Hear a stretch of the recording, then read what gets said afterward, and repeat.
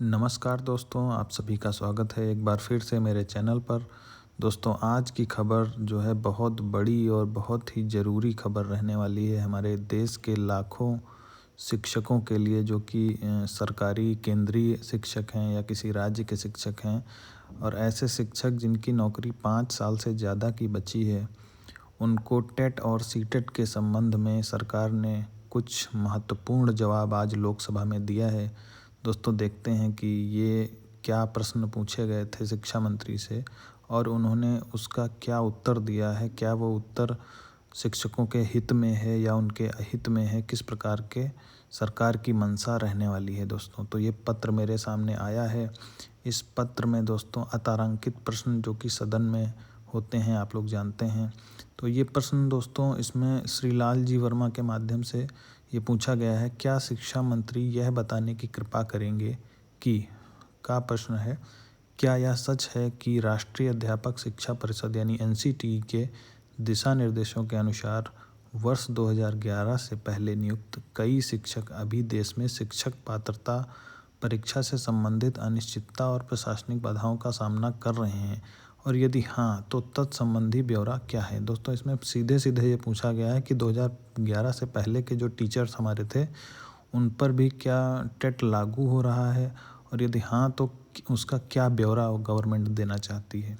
दूसरा प्रश्न दोस्तों है, क्या सरकार इस बार से अवगत है वर्ष 2011 से पहले से नियुक्त जो शिक्षक हैं, उनकी नियुक्ति उस समय लागू नियम और प्रक्रियाओं के तहत की गई थी जब देश में टीटी अनिवार्य नहीं था, और यदि हाँ तो तत्संबंधी ब्यौरा क्या है। दोस्तों, ये सीधा प्रश्न पूछा गया है कि टीटी तो बाद में आया है। शिक्षक जो टीटी आने के पूर्व से शिक्षक थे, जो उस समय की योग्यताओं को पूरा कर रहे थे, क्या उन पर भी ये नियम लागू किया गया है, और यदि हाँ तो उसका ब्यौरा मांगा है। क्या तीसरा प्रश्न है दोस्तों, क्या सरकार का 2011 से पहले विधिवत नियुक्त सभी शिक्षकों को टीटी से पूरी तरह छूट देने के लिए एक स्पष्ट समान राष्ट्रीय नीति जारी करने का विचार है, ताकि यह सुनिश्चित किया जा सके उनके साथ कोई अन्याय ना हो, और यदि हाँ तो तत्संबंधी ब्यौरा का है। दोस्तों, ये सबसे बड़ा प्रश्न है कि सरकार अगर उन शिक्षक जो हमारे पढ़ा रहे हैं, सालों से नौकरी कर रहे हैं, अगर उनको इसमें छूट देने की कोई योजना बनाई है तो उस योजना को प्रस्तुत करे। फिर है दोस्तों, क्या सरकार यह सुनिश्चित करेगी कि टीटी के अभाव में 2011 से पहले जो शिक्षक नियुक्त हुए हैं, उनकी सेवा, पदोन्नति या अन्य अधिकारों पर कोई प्रतिकूल प्रभाव न पड़े, और अगर हाँ तो इसका ब्यौरा कहाँ है। इसमें प्रश्न पूछा गया है दोस्तों कि क्या सरकार ऐसी कोई नीति बना रही है कि जो 2011 के पहले शिक्षक हैं, उनकी जॉब पर और उनके प्रमोशन पर कोई इफेक्ट ना पड़े। क्या ऐसी कोई ठोस नीति सरकार ने बनाई है। तो ये थे दोस्तों हमारे प्रश्न जो कि पूछे गए थे। अब देखते हैं कि राज्य मंत्री जो शिक्षा मंत्रालय के हों, उन्होंने क्या इन प्रश्नों का जवाब दिया है, और उन्होंने क्या शिक्षकों के हित में कुछ फैसला किया है, या केवल एक पल्ला झाड़ने वाली बात दोस्तों शिक्षकों के लिए की गई है।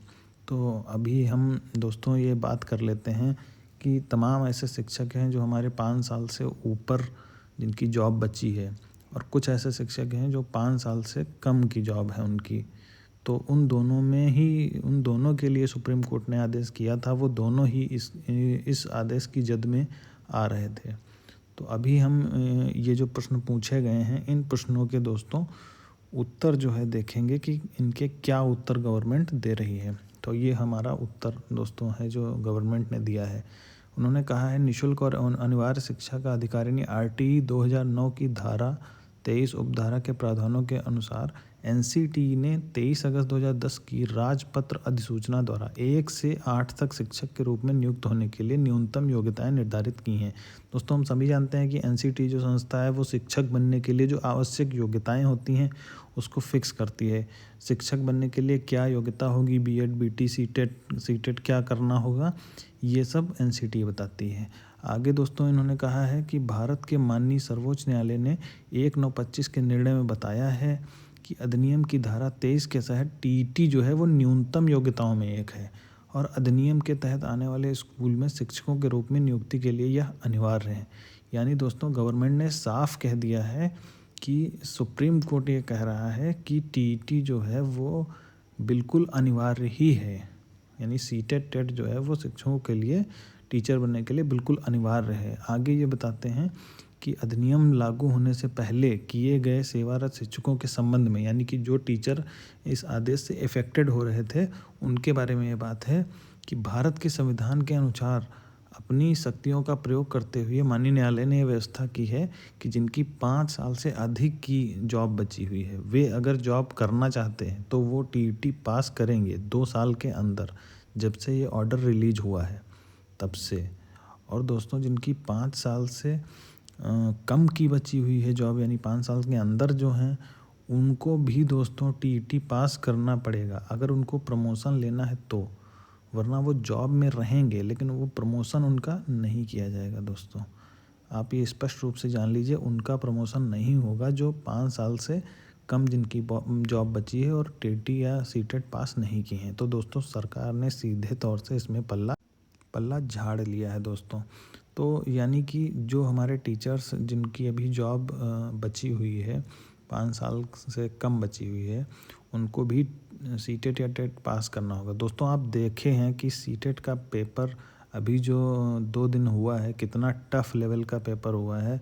जो टीचर्स हमारे इतने सालों से पढ़ा रहे हैं या जिनको काफ़ी अनुभव भी हो चुका है, आज के टाइम में जो हमारे जज साहब हैं या अन्य किसी डिपार्टमेंट हैं, क्या वो वही परीक्षा पास करके दोबारा से जज बन सकते हैं जो परीक्षा उन्होंने जज बनने से पहले पास की होगी?